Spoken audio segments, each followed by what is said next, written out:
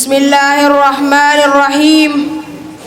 الحمد لله وكفى والصلاة والسلام على نبي المصطفى.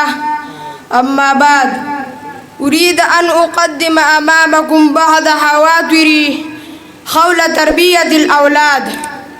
اعلموا أن تربية الأولاد تخطيط مستقبلهم ومستقبلكم أيضا، وتربية الحسنة تزمد للطفل والولد عيشا هادئا وحياة خلوة، بحيث يكون كل من الولد والوالد هادئ المال مرتاح الضمير آمنا مطمئنا ظافرا بكل خيرين الدنيا والآخرة.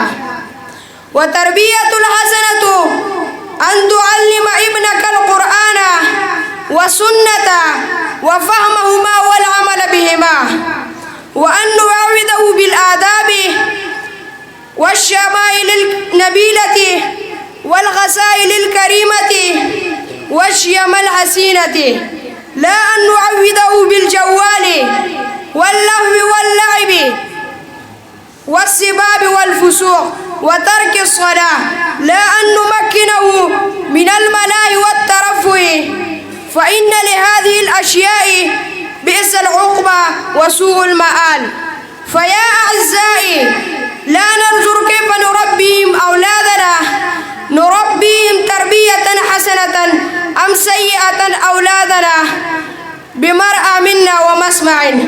نراهم يتزينون بزي أوروبا لأنهم يرون في التلفاز هذا الزي، ويقلدونهم في الأكلة والشربة والجلوس والقيام وفي جميع عاداتهم، لأن أولادنا لا يتعلمون في التلفاز إلا هذا.